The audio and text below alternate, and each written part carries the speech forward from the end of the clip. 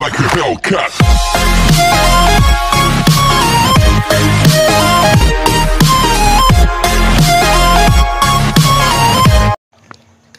नमस्कार student, welcome to Londhe OIC YouTube channel. आज आपण सायन्स पार्ट 1 मध्ये पेज नंबर 6, 7, 8 पाहणार आहोत। ह्याच्या आधी आपण प्रीवियस व्हिडिओमध्ये पेज नंबर 5 पर्यंत पाहिलं।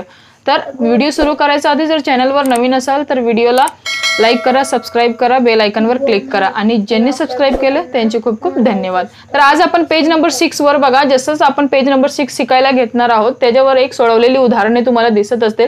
त्यामध्ये उदाहरण आहे एक, बघा काय आहे उदाहरण। महेंद्र व विराट एकमेकांपासून 1 मीटर अंतरावर बसलेले आहेत।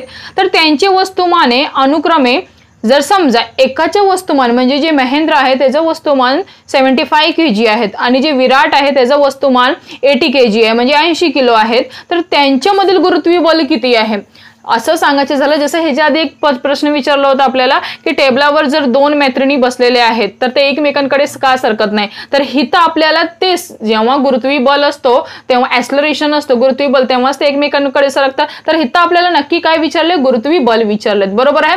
तर दिलेली माहिती काय दिले बघा, त्या विराट आणि महेंद्र मधलं जो अंतर आहे त्याला आपण आर ने घेऊ। कसं ने घेऊ, आर म्हणजे जसं समजू शकतो इथं आपण आर ला आपण अंतर म्हणजे एक रेडियस म्हणून इथं काय दिलंय आर, ठीक आहे।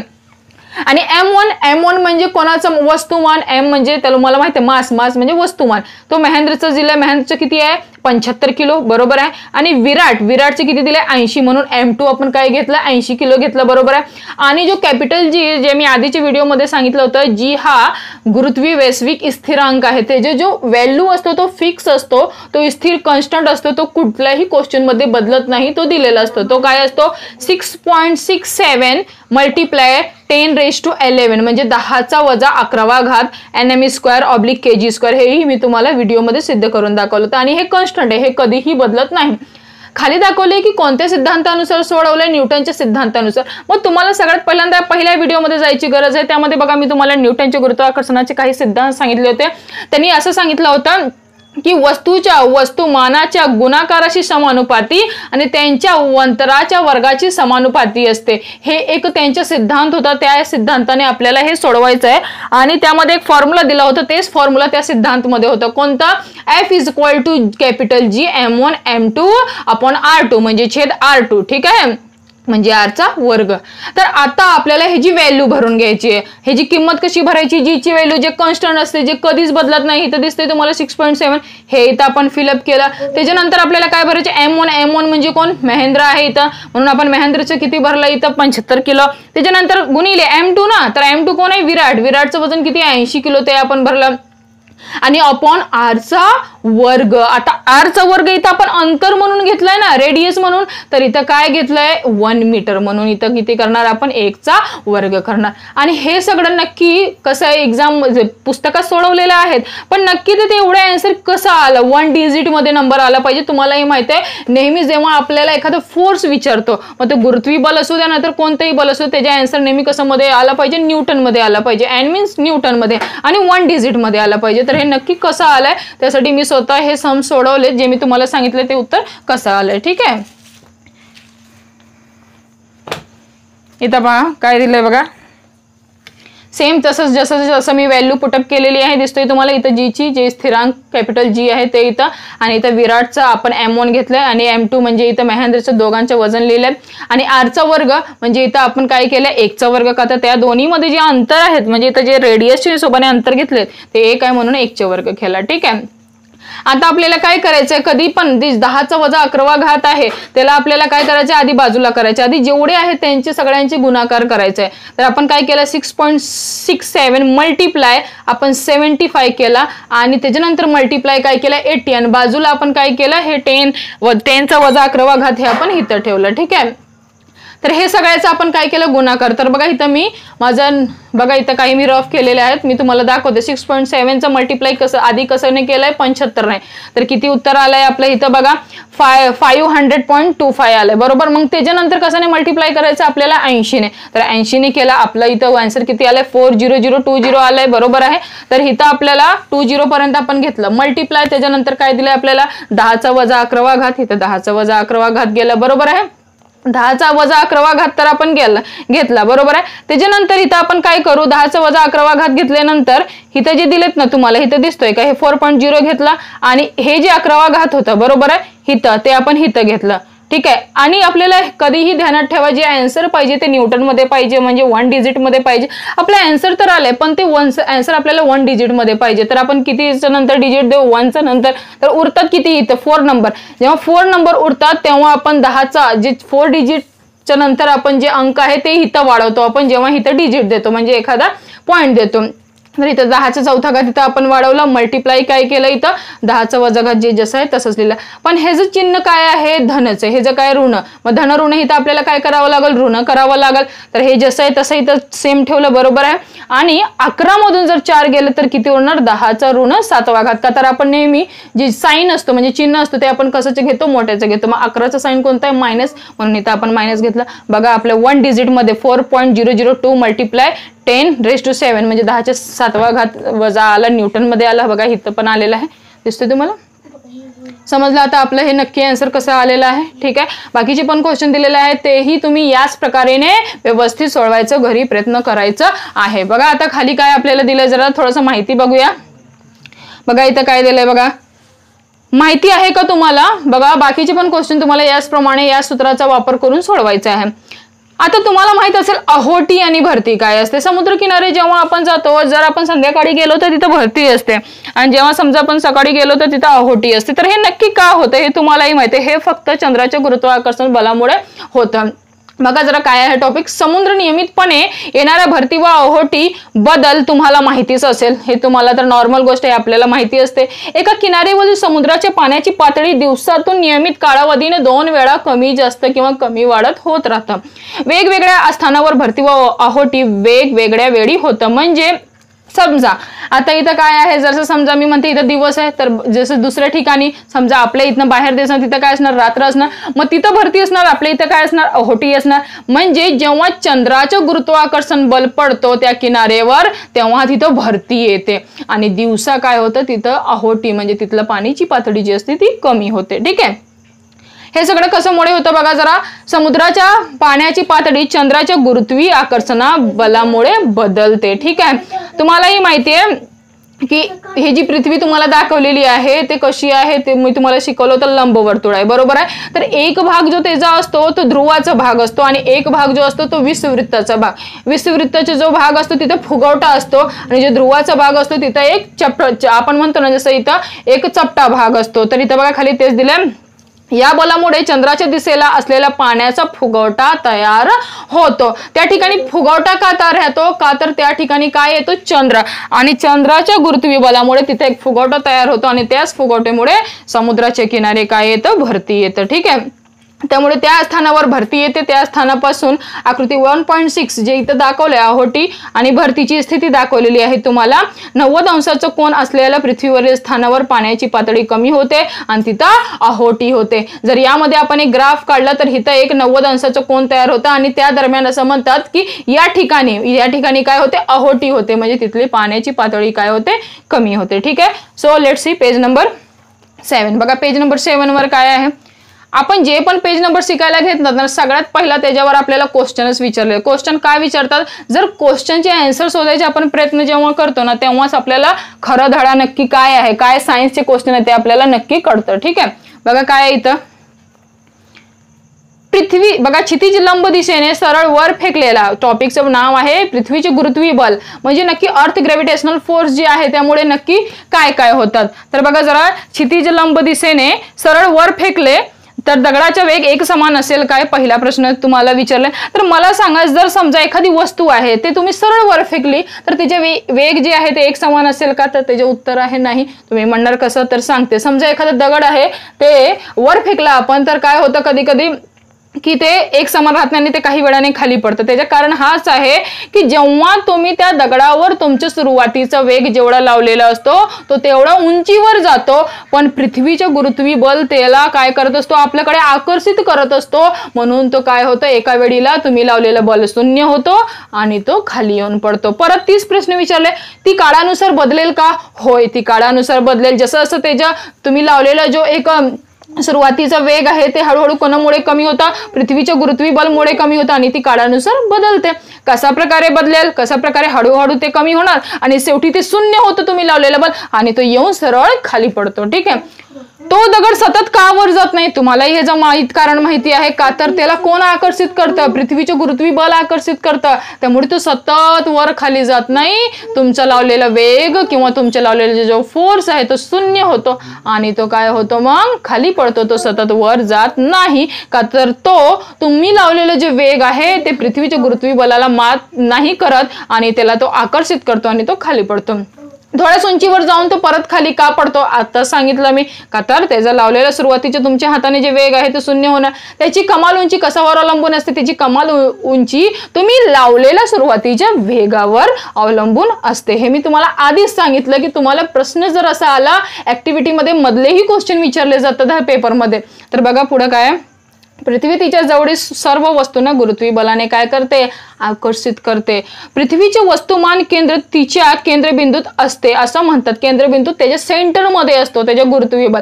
म्हणजे कोणत्याही वस्तूवरील पृथ्वीचे गुरुत्वबळ हे पृथ्वीच्या केंद्राच्या दिशेने लागतात. म्हणून एखादी वस्तू कशी पडते, क्षितिज लंब दिशेने सरळ खालीच पडते का, तर पृथ्वी नेहमी आपल्या केंद्राच्या दिशेने बल लावत असते. म्हणूनच या बलामुळे वस्तू क्षितिज दिशेने सरळ खाली पडते. तसेच आपण जेव्हा एखादा दगड क्षितिज लंब दिशेने सरळ वर फेकतो तेव्हा ते बल त्याला खाली खेचते असते व त्याचा वेग कमी करते. सतत प्रयुक्त होत असल्याने या बलामुळे दगडाचा वेग काही वेळाने शून्य होतो, जे मी आता सांगितलं तुम्हाला.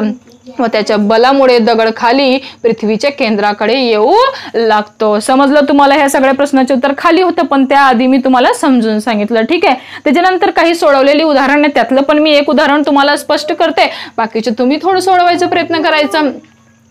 आता बघा हे क्वेश्चन जे आहे जे आपण आधी महेंद्र आणि विराटचे क्वेश्चन सोडवलं त्यावर डिपेंड आहे. ठीक आहे. तर काय विचारलंय, मागील उदाहरणातील महेंद्रवरील पृथ्वीच्या गुरुत्वबळाचे परिमाण काढा. ठीक आहे. तर आता महेंद्र चे काय काढायचे, इथं गुरुत्वबळाचे परिणाम, तर आपल्याला कोणतं इथं मास ठेवायचं आहे, इथं तेच ठेवायचे. महेंद्रचे वस्तुमान आपण आधीचे व्हिडिओ जे क्वेश्चन आत्ताच केला आपण त्यामध्ये महेंद्रचे वस्तुमान किती होतं, 75 kg. बरोबर आहे. तर हे क्वेश्चन बघा इथं तुम्हाला सोडून दाखवले, पण नक्की जे हे उत्तर असतं ना न्यूटन मध्ये, नेहमी जेव्हा बल विचारतात तर त्याचे आन्सर मी तुम्हाला शिकवलं कशामध्ये आला पाहिजे, न्यूटन मध्ये. तर हे जे न्यूटन मध्ये आलं आहे पण नक्की हे सगळं कसं येणार, तर हे मी तुम्हाला रफ करून दाखवते आणि सोडूनही दाखवते. बघा कसं आलंय, मी लिहूनही घेतलंय. बघा इथं बघा पेज नंबर 7, मागील उदाहरणातील महेंद्रवरील पृथ्वीच्या गुरुत्वबळाचे परिमाण काढा. आपल्याला काय काढायचंय, गुरुत्वबळाचे परिमाण. परत आपण कोणाचे सिद्धांत वापरणार, न्यूटनचे सिद्धांत वापरणार. कोणते सिद्धांत वापरणार की कोणतेही वस्तूच्या वस्तुमानाच्या गुणाकाराशी ते समानुपाती असतो आणि अंतराच्या वर्गाशी व्यस्तानुपाती असतो. ठीक आहे. तर इथं बघा आता इथं तुम्ही म्हणणार मॅडम सूत्र तर तयार होणार Gm1 M2 आणि अपॉन काय तयार होणार, छेद R चा वर्ग तयार होणार. तर इथं M1 कसं शोधायचं, M2 कसं शोधायचं, तर इथे तुम्हाला उदाहरणांमध्ये दिलेलं आहे पण नक्की ते काय आहे हेही तुम्हाला समजणं गरजेचं आहे. बघा इथं काय दिलंय, पृथ्वीचे वस्तुमान. ध्यानात ठेवा, जेव्हा इथे बघा सूत्र जे आहे त्यामध्ये M1 आणि M2 आहे ना, तर आपल्याला नेहमी किती वस्तुमान इथं पाहिजे, 2 वस्तुमान. ऑलरेडी एक महेंद्रच्या वस्तुमान आधीच्या क्वेश्चन मध्ये किती होता, 75 kg. चला ठीक आहे, M2 क्लिअर झाला. पण M1 म्हणजे काय, M1 इथं पृथ्वीच्या वस्तुमान घ्यायचंय आणि जे नेहमी स्थिर असतो, जसं कॅपिटल G वैश्विक स्थिरांक आहे त्याच्या कधीही किंमत बदलत नाही, तसंही पृथ्वीचे वस्तुमान आणि पृथ्वीची जी त्रिज्या आहे ती सेम असते. प्रत्येक क्वेश्चन मध्ये जर आला तर ही व्हॅल्यू सेम असते, कॉन्स्टंट ती बदलत नाही. तर त्यासाठी जर तुम्हाला बघायचे असेल तर बघा मागच्या पेज नंबरवर तुम्हाला इथं दाखवलेलं पण आहे, दिसतोय का. पृथ्वीचे वस्तुमान किती आहे, 6 × 10⁻²4. बरोबर आहे. आणि पृथ्वीची त्रिज्या, तिची त्रिज्या म्हणजे कोणाची त्रिज्या, पृथ्वीची त्रिज्या किती आहे, 6.4 × 10⁻6. ठीक आहे. आणि इथं पण बघा तेच पुटअप केले, दिसतोय का तुम्हाला. पृथ्वीचे M वस्तुमान 6 × 10⁻²4. ठीक आहे. पृथ्वीची त्रिज्या 6.4 × 10⁻6. ठीक आहे. आणि महेंद्रच्या वस्तुमान म्हणजे आधीच्या क्वेश्चन मध्ये दिसतोय का, आता जे मी सांगितलं तुम्हाला किती आहे महेंद्रचा, 75 kg दिसतोय. आणि हेच आपल्याला काय घ्यायचंय, M1 म्हणून घ्यायचंय. घेतलं आपण 75 आणि परत जी ची व्हॅल्यू सेम कॉन्स्टंट, ते बदलत नाही. परत गुरुत्वीय बलाच्या सिद्धांताप्रमाणे, कोणत्या? न्यूटनच्या सिद्धांताप्रमाणे आपण तेच सूत्र परत वापरणार, F = G m1 m2/r². जी ची व्हॅल्यू कॉन्स्टंट आहे ते तसंच राहणार, आपण इथं फिलअप केली. ठीक आहे. आणि m1 म्हणजे काय आहे? इथं महेंद्र आहेत. ठीक आहे. इथं आपण महेंद्र लिहिलं. m2 म्हणजे काय आहे? इथं पृथ्वीची त्रिज्या, ते m1 टाका नाही तर m2 मल्टिप्लाय केलं तेवढंच उत्तर येतं. ठीक आहे. इथं आपण टाकलं आणि खाली काय आहे? r² ना. r² म्हणजे इथं कोण आहे? पृथ्वीची त्रिज्या दिसतोय का इथं r. मग r ची किंमत आपण इथं काय टाकणार? 6.4 × 10⁻⁴ इथं टाकलं आपण. का पण वर्ग का केलाय? का तर इथं सूत्रमध्ये काय r² ना. मग हे सगळं आपण ब्रॅकेटमध्ये टाकला आणि वर्ग लिहिला. आता हे उत्तर कसं आलं हे पण आपण सोडवून बघितलं पाहिजे ना. इथं उत्तर डायरेक्ट दाखवले पण आपल्याला पण कळलं पाहिजे नक्की कसं आलं. बघा इथं मी सोडवलंय. इथपर्यंत आपण व्हॅल्यू पुटअप केली दिसतोय तुम्हाला इथं. ठीक आहे. आता आपण काय केलं, नेहमी तुम्हाला मी सांगते जे घात असतो का ना 10चा 11वा घात 24 घात ते जी आपल्याला एक जोडी करायची असते आणि जे अंकांच्या गुणाकार असतो ते जी आपल्याला एक जोडी करायची. तर आपण जोडी कसं बनवणार? हे जी जोडी अशी बनवणार आणि इथं अशी जोडी बनवणार. तर आपण बनवला 6.67 मल्टिप्लाय आपण डायरेक्ट काय केलं 75 आणि 10चा वजा 11वा घात गुणिले 10चा 24 घात इथं आपण केलं म्हणजे हे दोघांची एक काय झाली? एक जोडी तयार झाली. दिसतोय का? तर इथं बघा मी रफ केलंय 6.67 मल्टिप्लाय 75 केलंय तर किती उत्तर आलंय? 500.25 आलं. ठीक आहे. आणि त्याचा मग परत आपल्याला गुणाकार कशामध्ये करायचं इथं बघा दाखवलेलं आहे. कशामध्ये केलंय आपण? 75 × 6 केलंय. तर इथं जे उत्तर आलं त्यामध्ये किती गुणाकार केलं? 6. किती उत्तर आलं?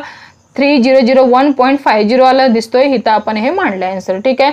परत आता इथं बघा हे जे चिन्ह काय आहे? ऋण. हे जे काय आहे? धन. बरोबर आहे. इथं ऋण धन इथं आपण काय करणार? ऋण करणार. तर मला सांगा 24 मधून 11 गेला तर किती उरणार? इथं बघा किती उरलंय? 13 उरलंय. ठीक आहे. तर इथं आपण काय लिहिलं? 10चा 13वा घात. ठीक आहे. म्हणजे जोडी हिशोबाने आपण सॉल्व्ह केलं.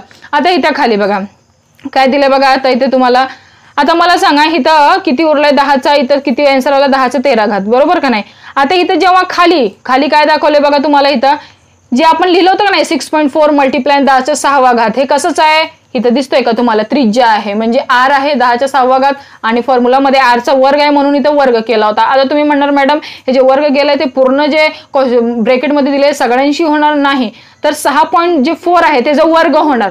ठीक आहे. आणि 10चा जे 6वा घात आहे ह्या दोन्हीमध्ये फक्त मल्टिप्लाय होणार म्हणजे 10चा कितवा घात होऊन जाईल? 12वा घात होऊन जाईल. इथं आपण लिहिलं का 10चा 12वा घात? दिसतोय का तुम्हाला? 10चा 12वा घात इथं आपण लिहिलं. आता काय करायचं? हे जे 10चा 12वा घात आहे ना ह्याला आपण काय करणार? नेहमी वर घेऊन जाणार. इथं खाली कशामध्ये आहे? इथं मला सांगा गुणाकारमध्ये. वर गेल्यानंतर कशामध्ये होऊन जाणार? धन आहे. वर गेल्यानंतर ऋण होऊन जाणार. तर इथं बघा काय दिलं आपण केलं मग तिथं दिसतोय का? इथं खाली आपण जसं होतं तसं सोडवलं आणि इथं 3001.5 लिहिलं आणि 10चा 13वा घात आणि हे इथं काय केलं आपण? हे खाली धन होतं ना 10चा 12वा घात तर वर गेल्यानंतर ऋण होणार. मग इथं आपण ह्याची पण एक जोडी केली. तर मला सांगा 10च्या 13वा घात मध्ये 10च्या 12वा घात इथं आपण जे मोठं असतो नेहमी त्याचे साइन घेतो. बरोबर आहे. इथं किती उरणार? 10 मधून 13 गेला तर इथं 10च्या 13वा घात आणि 10च्या इथं ऋण 12वा घात. तर 13 मधून 12 गेला तर इथं 1 उरणार. तर इथं आपण लिहिलं 10चा पहिला घात आणि जसं आहे तसं हे आपण खाली उतरवलं. ठीक आहे. आणि हे कुठनं आलं? तर हे आपण काय केलेलं आहे? हे जे 6.4 आहे ह्याचा वर्ग केला म्हणजे 6.4 गुणिले 6.4 केल्यावर आपल्याला उत्तर किती येतो? 40.9.6 येतो. हे आपण इथं खाली केलं. पण तुम्हालाही माहिती आहे ह्याला कशामध्ये उत्तर काढायचे? आपल्याला न्यूटन मध्ये काढायचंय. बरोबर का नाही? तर हे जर आपण जेव्हा मल्टिप्लाय केलं तर फक्त काय होणार? पॉईंट बाजूला जाणार म्हणजे उत्तर तेवढंच येणार 30015 येणार. बरोबर. आणि 3005 ला जेव्हा आपण 40.96 ने जेव्हा आपण त्याला डिवाइड करणार तर जे उत्तर येणार ते पॉइंट मध्ये येणार म्हणजे कशामध्ये येणार? 732.7. आता मला सांगा पॉइंटच्या नंतर जर 5 पेक्षा जास्त असेल तर आपण पुढचं जे अंक आहे 1 ने वाढवतो हे तुम्हालाही माहित आहे. तर हे किती आहे? 32. तर ह्याला आपण किती करणार? 33. मग या हिशोबाने किती आलं? 733 न्यूटन आलं. दिसतोय का इथं तुम्हाला? 733 न्यूटन. ठीक आहे. बाकी मागे जे क्वेश्चन दिलेले आहेत तुम्ही याचप्रमाणे सोडवू शकता. खाली बघा काय दिलंय? जरा डोके चालवा. काय आहे? जरा डोके चालवा. तुम्हाला एक क्वेश्चन विचारलंय ते क्वेश्चन काय बघा. इथे जरा डोकं लावायचं आहे आधी. भले व्हिडिओ चालू असेल प्रश्नाचे उत्तर तुम्हाला मिळतीलच पण नक्की हे असं का होतं? न्यूटनच्या सिद्धांतानुसार नक्की असं हे सगळं का होतं हे समजणं आपल्याला खूप गरजेचं आहे. न्यूटनच्या सिद्धांतांप्रमाणे प्रत्येक वस्तू प्रत्येक इतर वस्तूला आकर्षित करते हे आपण शिकलोय. बरोबर आहे.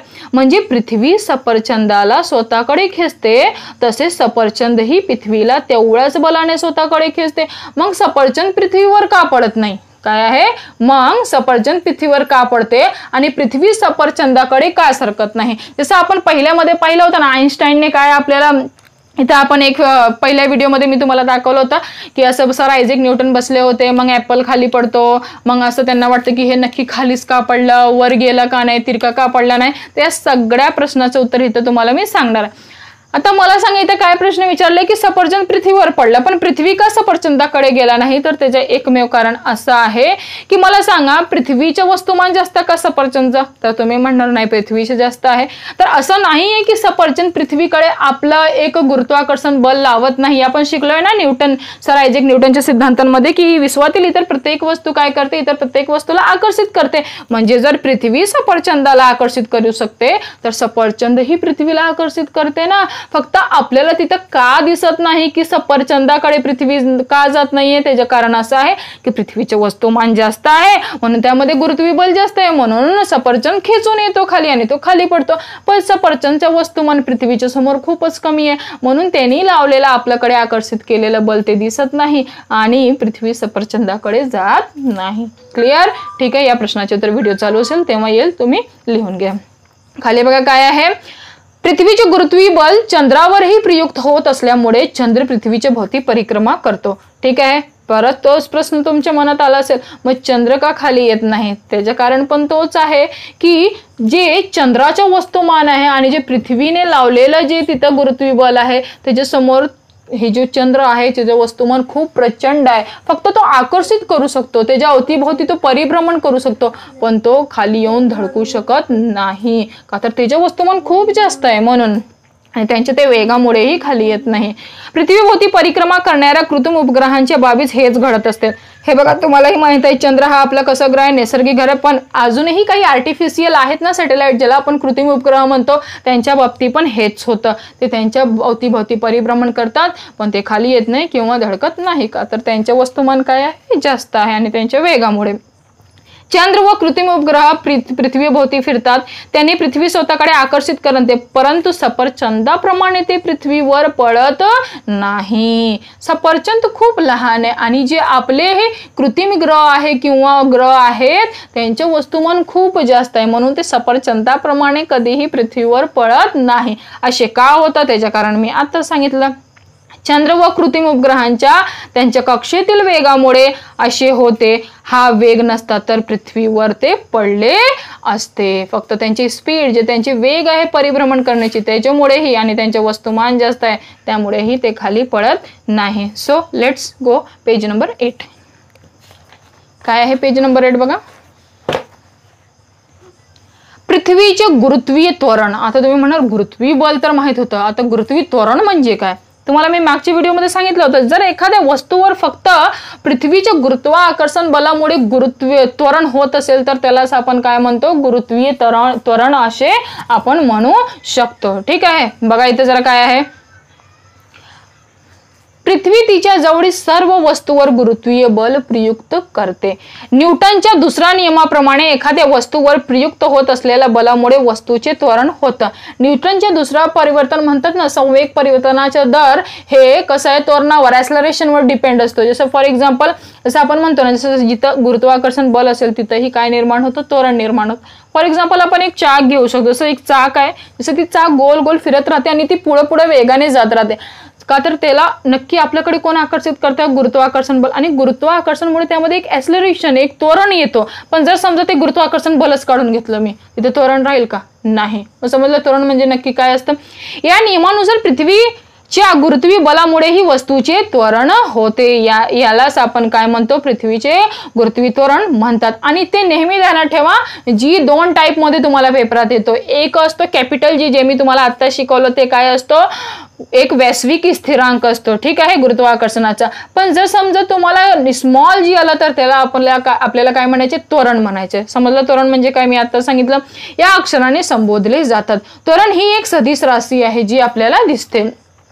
पृथ्वीच्या गुरुत्वी त्वरणाची दिशा तिच्या गुरुत्वी बलाप्रमाणे असते. जिथनं गुरुत्वी बल असेल तिथंच त्याची काय होणार, त्याच दिशेमध्ये त्वरण होत राहतं. हे कुठं आपण शिकलोय, न्यूटनच्या दुसऱ्या नियमामध्ये आपण शिकलो होतो. व्हिडिओमध्ये मी तुम्हाला 3 नियमही उत्तर लिहून दिले होते. पृथ्वीच्या केंद्राकडे म्हणजे क्षितिज लंब दिशेने असते. ठीक आहे, केंद्राकडे म्हणजे त्याच्या सेंटरमध्ये असतो ना पृथ्वीचे गुरुत्वाकर्षण बल, म्हणून एखादी वस्तू कशी असते, क्षितिज लंब दिशेने खालीही पडते आणि तिथनंही फोर्सही लागतो.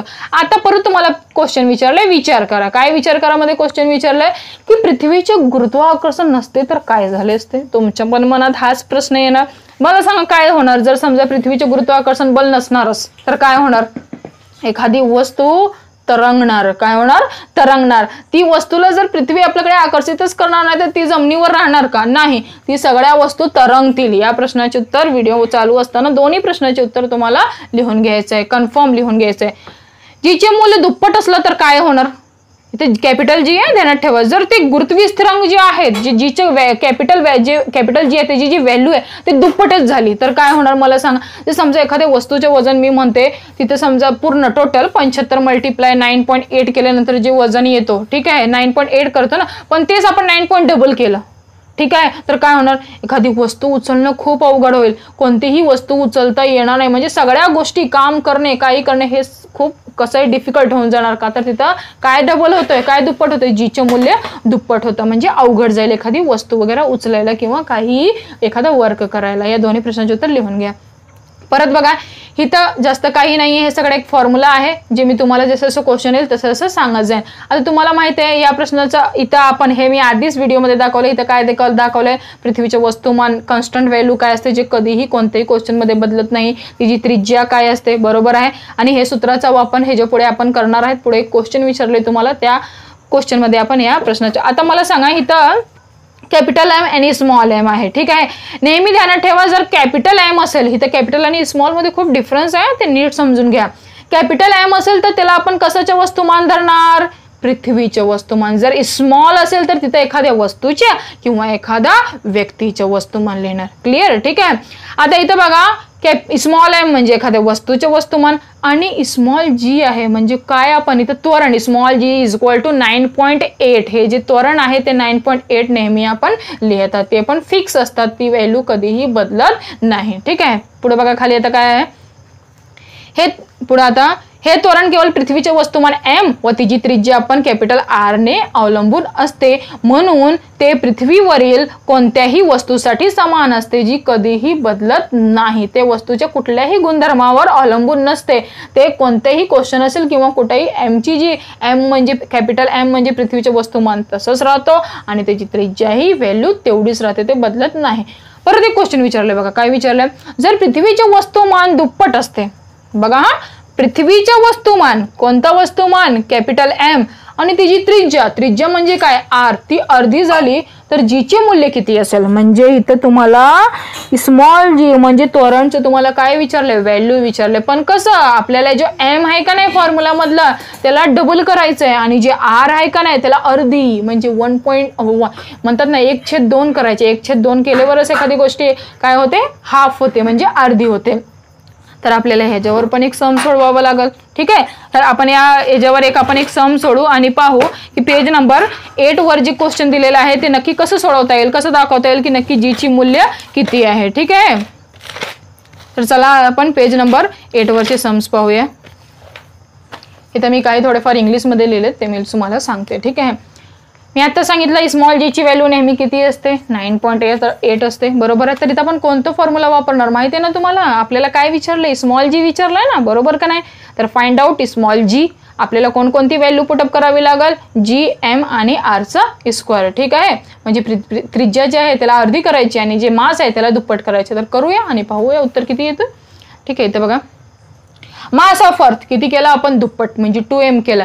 रेडियस ऑफ अर्थ, पृथ्वीचे जे त्रिज्या होतं त्याला आपण काय केलं, अर्ध म्हणजे r/2. 1/2 म्हणजे अर्धच होतं ना, मग आपण r/2 केलं, ठीक आहे. सर्च काय करायचं आहे आपल्याला, ग्रॅव्हिटेशनल ग्रॅव्हिटी म्हणजे स्मॉल जी आपल्याला काय करायचं, सर्च करायचं, ठीक आहे.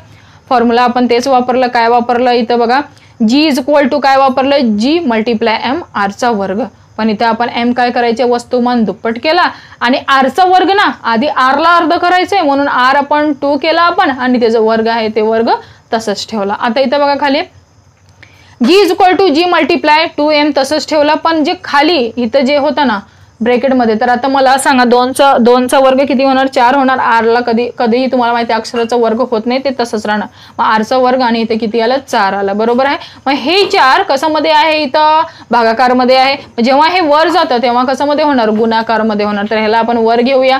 g गुणिले 2m तसं आहे तसंच ठेवूया, गुणिले 4 वर गेलं म्हणून गुणाकारमध्ये झालं आणि आरचा वर्ग जसं आहे तसंच ठेवलं. ठीक आहे. आता मला सांगा इथं मग काय होणार, वस्तुमान किती झाले, इथं 2m गुणिले 4 किती होणार, 8m. म्हणजे वस्तुमान इथं काय होणार, 8 होणार. ठीक आहे. मग उरणार काय, हे फक्त फॉर्म्युला उरतोय ना, g इक्वल कॅपिटल इथं जे small g is equal to g आणि उरणार काय आर स्क्वेअर आणि m तर आपल्याला माहित पडले किती आलं, 8 आलंय. मग इथं आपण जसंच तसंच फॉर्म्युला ठेवला आणि जे वस्तुमान जे आपल्या m जे किती 2 × 4 केल्यावर 8 आलं होतं ते आपण किती लिहिलं, g is equal to 8g आलं. पण इथं काय आता आपल्याला करायचं, आपल्याला विचारलंय ना की जी ची व्हॅल्यू काय होणार, तर जी ची व्हॅल्यू ह्याच्यात मल्टिप्लाय करावी लागल आणि आपल्याला माहिती आहे स्मॉल जी ची व्हॅल्यू आपण नेहमी बघितले किती असते, 9.8. म्हणजे आन्सर आलाय त्यामध्ये 9.8 गुणाकार करावा लागल. मग 8 × 9.8 केल्यावर स्मॉल जी दॅट मीन्स त्वरण जे आलं ते किती आलं, 78.4 m/s चा वर्ग. म्हणजे हे किती पटीने जास्त आहे, जर आपण त्रिज्या अर्धी केली आणि वस्तुमान दुप्पट केली तर 8 पटीने जास्त आहे. म्हणजे जी ओरिजिनल व्हॅल्यू आहे का नाही 9.8 त्याच्यापेक्षा हे 8 पटीने जास्त आहे. म्हणजे आन्सर किती आलं, 78.4 आन्सर आलेला आहे. ठीक आहे. आणि म्हणून मी इथं लिहूनही ठेवलंय 7.8 m/s². समजलं. 9.8 ला आपलं कसं मल्टिप्लाय केलं आपण 8 ने, म्हणजे 8 पटीने जास्त झालं. कोणती व्हॅल्यू, जी चे मूल्य म्हणजे स्मॉल जी. पुढे आता जी च्या मूल्यात होणारे बदल.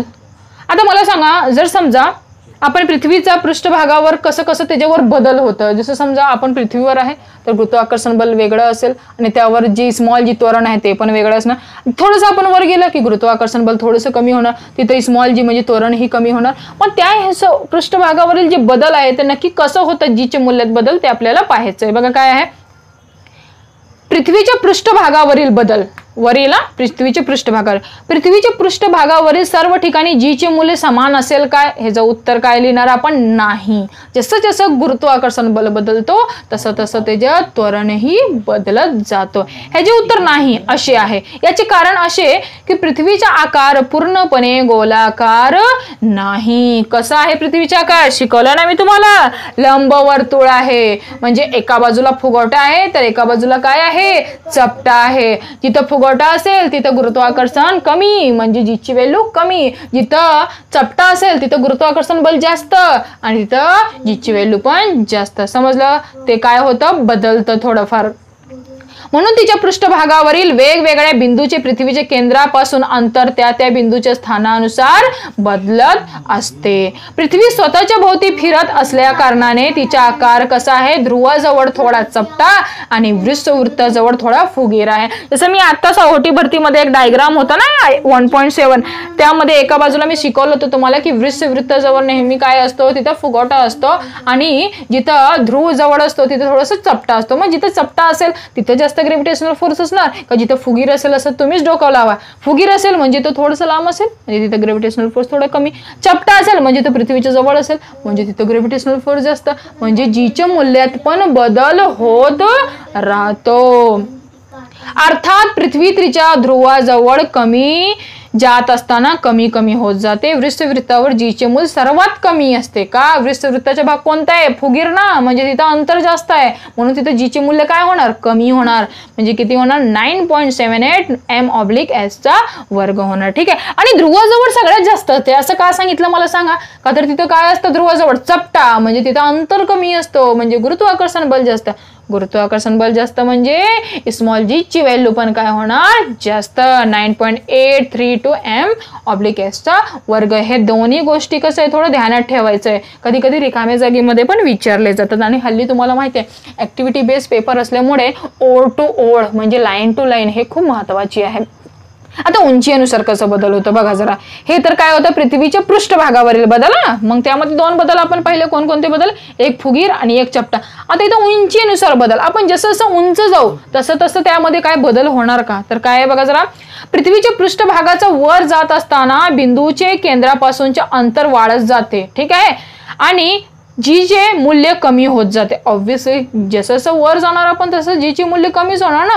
पृथ्वीच्या पृष्ठभागापासून वस्तूची उंची पृथ्वीच्या त्रिज्याच्या तुलनेत खूप कमी असल्यास की त्यांच्या उंचीमुळे जीचे मध्ये होणारा बदल अल्प असतो. जसं समजा असं इथं सांगतात की पृथ्वीच्या पृष्ठभागापासून तुम्ही उंच गेला. ठीक आहे. म्हणजे जसं जसं उंच पण ते जे उंच आहे का नाही ते जे अंतर आहे जर ते पृथ्वीच्या पृष्ठभागाच्या उंचीप्रमाणे जर असेल तर तिथं होणारा जो जीच्या मूल्याचा बदल आहे ते खूप कमी असतो. हा पण जर समजा आपण खूपच हाईटवर जातो, माउंट एव्हरेस्ट किंवा मानवाने गाठलेली पॅरासूट वगैरे असते, जर त्याने खूपच वर गेलं तर तिथं जे जीचे मूल्यात होणारा बदल असतो ते आपल्याला दिसून होतं. उदाहरण, पृथ्वीची त्रिज्या जर समजा 6400 किलोमीटर आहे तर पृथ्वीच्या पृष्ठभागापासून जर तुम्ही फक्त 10 किलोमीटर उंचीवर उडणाऱ्या विमानाच्या पृथ्वीच्या केंद्रापासूनचे अंतर किती होणार, 6410 किलोमीटर. ऑलरेडी पृथ्वीचे किती आहे, 6400 आहेत पर्यंत वाढल्यामुळे जीच्या मूल्यात होणारा बदल हे कसं असतो जे आपल्याला दिसतो. ठीक आहे. तथापि आपण जेव्हा एखादी कृत्रिम उपग्रहाचा विचार करतो म्हणजे आर्टिफिशियल सॅटेलाइटचा विचार करतो तेव्हा पृथ्वीच्या जो मूल्यात होणारा बदल असतो तो खालील तक्त्यात दिल्याप्रमाणे आहे. म्हणजे पुढे आपल्याला पेज नंबर 9 वर एक तुम्हाला टेबल दिलेला आहे. ते टेबल खूपच महत्त्वाचं, एक्झाम मध्ये विचारलेही जातात. त्यामध्ये उंचीनुसार नक्की कसं बदल होतं हे सांगितलंय. तर बघूया पेज नंबर थोडंसं 9 पाहूया. बघा काय आहे इथे. हे तक्ता आपल्याला आज फक्त कंप्लीट करायचं का तर हा खूप महत्त्वाचा भाग आहे. ठीक आहे. मग हे IMP केलं तरीही चालेल, हे विचारलं जातं तुम्हाला. जर समजा स्मॉल जीची व्हॅल्यू असेल तर तिथं उंची ब्लँक असणार, तर समजा उंची दिली असेल तर तिथे स्मॉल जीची व्हॅल्यू तुम्हाला पुटअप करा. मग हे सगळं उंची आणि जी व्हॅल्यू आहे ते तुम्हाला पाठांतर करावंच लागेल. बघा काय आहे, स्थान दिलेत पृथ्वीच्या पृष्ठभागापासून किती किलोमीटर तुम्ही वर जाता आणि तिथं स्मॉल जी म्हणजे जे त्वरण आहे त्याचं ते हळूहळू कसं कसं कमी होत जातं. बघा पृथ्वीचे पृष्ठभाग असणार म्हणजे उंची किती, 0 म्हणजे जमिनीवर आहेत आपण. आणि जे मी नॉर्मल तुम्हाला सांगितलं जीची व्हॅल्यू 9.8 पॉईंटच्या नंतर जेवढं तेवढंच असणार. पण जर समजा आपण माउंट एव्हरेस्टवर गेलो 8.8 आहे तिथे किलोमीटर तर किती होणार इथं 9.8 असणार. ठीक आहे. पण मानवा निर्मित फुग्याने गाठलेली सर्वाधिक उंची म्हणजे किती आहे 36.6 जर असेल तर तिथं काय होणार, हळूहळू ते ग्रेव्हिटेशनल फोर्समुळे जे जीची व्हॅल्यू त्वरण आहे ते 9.77 म्हणजे कमी झाली. आणि अजून आपण वर गेलो अंतराळ यानाच्या कक्षेत गेलो, जर समजा ते 400 किलोमीटर इथं दाखवले तर इथं 8.7 म्हणजे स्मॉल जी अजून कमी झालं. जर समजा दळणवळण उपग्रहांची कक्षा ज्याला आपण कम्युनिकेशन म्हणतो ना इथं जर आपण गेलं तर जर समजा उंची सगळ्यात जास्त इथं असेल किती आहे इथं बघा, जर समजा 35,700 असेल तर तिथं 0.225 म्हणजे सगळ्यात कमी असणार. तर हे टेबल खूप महत्त्वाचं आहे, हे पाठ करून घ्या. तर भेटूया पुढच्या व्हिडिओमध्ये, तोपर्यंत धन्यवाद.